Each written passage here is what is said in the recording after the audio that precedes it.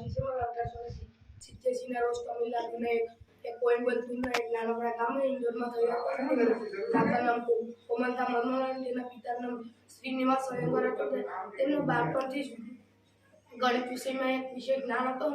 તેઓએ 1918માં તેઓ ટ્રિનિટી કોલેજમાં પ્રથમ ભારતીય સભ્યપદ મેળવ્યું અને તેઓના એ સભ્યપદ પર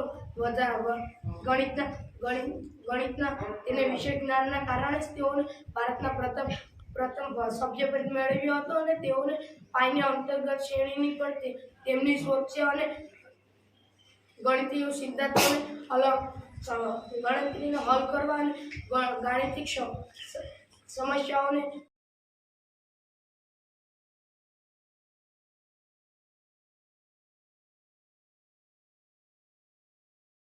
શાસ્ત્રી આર્યભટ્ટ પ્રથમનો જન્મ ઈસવીસન 476માં થયો હતો. તે પ્રખર ગણિતજ્ઞ અને ખગોળવેત્તા હતા. તેમનો જન્મ કુસુમપુરમાં થયો હતો. તેમ મનાતું હતું કે કુસુમપુર હાલના પટણા કે તેની નજીક આવેલા ગામમાં હશે પરંતુ કદાચ દક્ષિણ ભારતના કેરળ રાજ્યના હશે તેમ કેટલાક લોકો માનતા હતા. શ્રીનિવાસ રામાનુજન 20મી સદીના ભારતના મહાન અને પ્રખ્યાત ગણિતજ્ઞ હતા. તેઓએ નાનપણથી જ ગણિતમાં અસાધારણ પ્રતિભા દેખાડી શિક્ષકોને અંચળમાં નાખી દીધા હતા. તેઓએ જાતે જ ગણિત શીખ્યું હતું. 26 ડિસેમ્બર 2011 એ 22 ડિસેમ્બર 2012માં એના માનમાં અને સન્માનમાં એક ટિકિટ બહાર પાડવામાં આવી જેનું નામ હતું સ્મારક ટપાલ ટિકિટ. તેઓએ ઘણા પ્રખ્યાત અને મહાન કાર્યો કર્યા છે, જેમ કે રામાનુજ, અચળ રામાનુજ, પ્રમેયો, થીટા વિધેયો, રામાનુજના પ્રાઇમ, રામાનુજના દાખલાઓ, રામાનુજના માસ્ટર પ્રમેય વગેરે. એક વખત તે ભણવા ગયા હતા ત્યારે તેના શિક્ષક તેને એવું ભણાવતા હતા કે 1000 ભાગ્યા 1000 કરતાં 1 વધે છે, એટલે કે 1000 વ્યક્તિના ભાગમાં 1000 કેરી દેવાથી 1 વ્યક્તિના ભાગમાં 1 કેરી આવે છે. તો રામાનુજ ઉભા થઈને કહે છે કે 0 વ્યક્તિના ભાગમાં 0 કેરી દેવાથી 0 વ્યક્તિના ભાગમાં 1 કેરી આવે છે. તો શિક્ષકે કીધું કે 0નું કંઈ મૂલ્ય જ નથી. તો રામાનુજે કીધું કે 0નું મૂલ્ય છે કોઈ પણ સંખ્યાની પાછળ 0 લગાડતા તેનું મૂલ્ય વધી જાય છે. જાણે કે 1ની પાછળ 0 લગાડતા 10 બને છે, 10ની પાછળ 0 લગાડતા 100 બને છે. પછી બધા બાળકો શિક્ષકને હસવા લાગે છે. 26 એપ્રિલ 1920ના તેનું અવસાન થયું અને આજ પણ તે મહાન ગણિતશાસ્ત્રી તરીકે નો દિવસ ખૂબ જ ગૌરવશાળી છે. આ દિવસે દેશમાં રાષ્ટ્રીય ગણિત દિવસ ઉજવવામાં આવે છે. શ્રીનિવાસ રામાનુજનને તે દિવસે યાદ કરવામાં આવે છે. ત્યારે કોણ હતા શ્રીનિવાસ રામાનુજન અને શા માટે તેની યાદમાં ગણિત દિવસ ઉજવવામાં આવે છે? તે સવાલ ચોક્કસ થાય છે. તો ચાલો આપણે જાણીએ આ દિવસનું મહત્વ. શ્રીનિવાસ રામાનુજનને તેમની જીવનની ઉપલબ્ધિઓને સન્માન આપવા માટે 22 ડિસેમ્બરે ગણિત દિવસ ઉજવવામાં આવે છે. ઈસવીસન 1887ના રોજ ભારતના મહાન ગણિતશાસ્ત્રી શ્રીનિવાસ રામાનુજનનો જન્મ ચેન્નઈના કોતુમ્બરના ઈરોડ ગામના બ્રાહ્મણ પરિવારમાં થયો હતો. તેમનું પ્રારંભિક શિક્ષણ કુંભકોણની પ્રાથમિક શાળામાં થયું હતું. તેમની ગણના આધુનિક કાળના દેશ દુનિયાના મહાન વિચારકોમાં થાય છે. આ દિવસની ઘોષણા તાત્કાલિક વડાપ્રધાન મનમોહન સિંહે 26 ફેબ્રુઆરી 2012ના રોજ મદ્રાસ યુનિવર્સિટીમાં શ્રીનિવાસ રામાનુજનના 125મી વર્ષગાંઠના દરમિયાન કરી હતી. વિશ્વને 3000 જેટલા સૂત્રો આપનાર મહાન ગણિતશાસ્ત્રી શ્રીનિવાસ હતા. 20મી સદીમાં સૌથી મહાન અને સૌથી પ્રખ્યાત ગણિતજ્ઞ હતા. તેમના જીવન આધારિત ધ મેન હુ નો ઇન્ફિનિટનું પુસ્તક પ્રકાશિત થયું હતું. 1729ને હાર્ડ રામાનુજન નંબર તરીકે ઓળખવામાં આવે છે. 26 એપ્રિલ 1920ના રોજ માત્ર 32 વર્ષની ઉંમરે જ તેમણે આ દુનિયાને અલવિદા કરી દીધી હતી. પરંતુ આજ પણ તેને આપણે મહાન ગણિતશાસ્ત્રી તરીકે તેમને યાદ કરીશું. જય હિન્દ.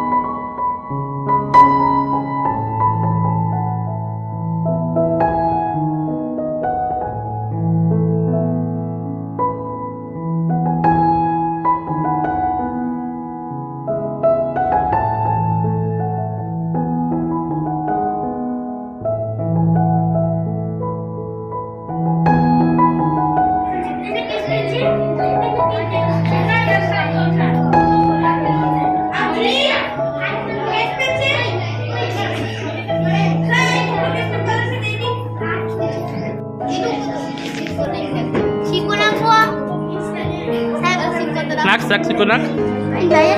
હા વાહ એમાંથી હા હા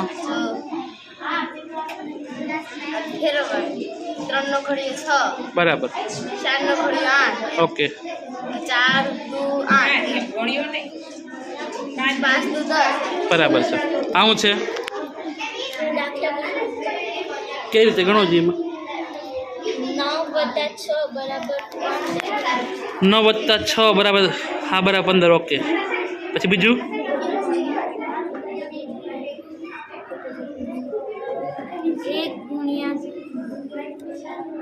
પૂરા કરી લે વચ્ચે હા 1 × 7 બરાબર 7 તો 70 થઈ ગઈ તો હા 0 છે પેપરમાંથી ક્યુબ બનાવ્યું બરાબર છે. હાલ તારે શું છે ચોરસના નામ દરેકના આકારોના નામ છે ટ્રાયેંગ્યુલર સ્ક્વેર બરાબર છે સર્કલ હા ઓકે જવા દે જવા દે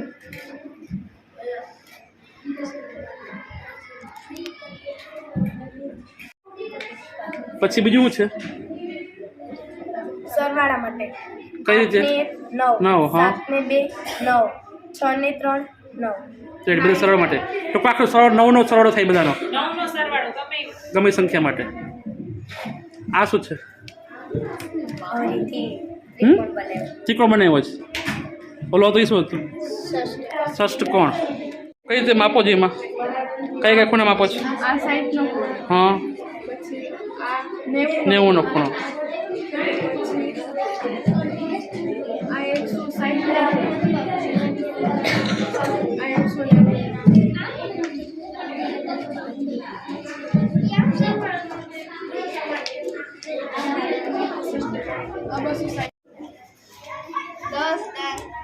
હા 9 દાન 90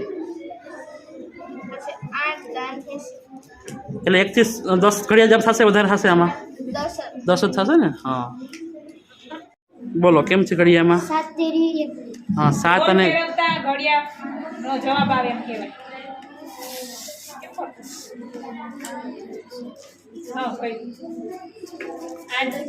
હારો 8 ચોક 32 બરાબર છે. પછી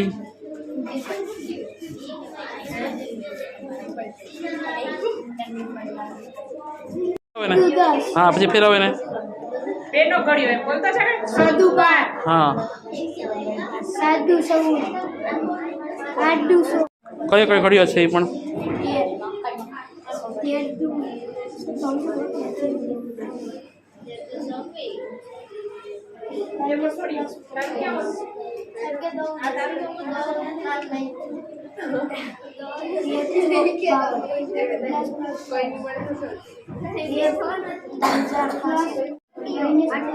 હા 8 1 8 હાલો ઓકે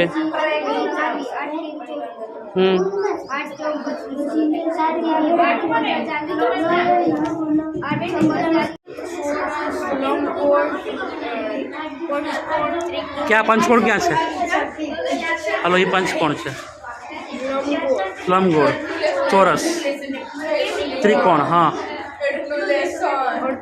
અર્ધવર્તુળ હાલો રેડી તારે ભાઈ કયા કયા ઘડિયા છે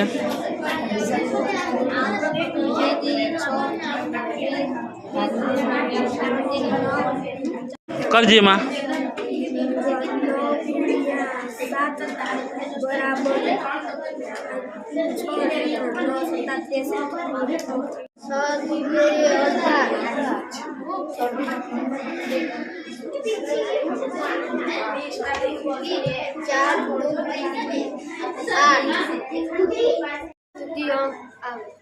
કરો જઈએ हाँ हाँ 4 5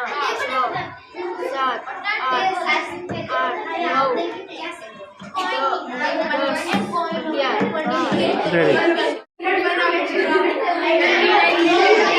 12 તારે પણ આકારો જ છે. આ કયો આકાર છે? પછી આ આ વર્તુળ પર જઈએ.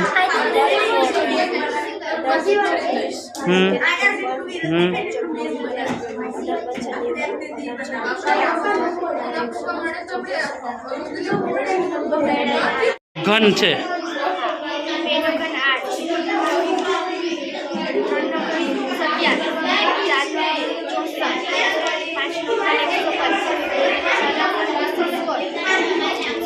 એક થી 10 સુધીના ઘન છે ને, બરાબર?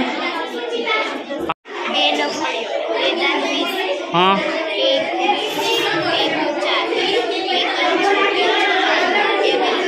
પછી સ્ટોપ કરો ત્યારે શું થાય? આકાર આવે. કયો આકાર આવ્યો એમાં? પંચકોણ. બરાબર. નીચે ઇંગ્લિશમાં નામ છે. આ પંચકોણ, આ લંબગોળ, ત્રિકોણ, અર્ધવર્તુળ, વર્તુળ અને પતંગાકાર અને ચોરસ. બરાબર. બધા પ્રકારના સ્ક્વેર છે. તો ચલો સ્ટાર્ટ. એને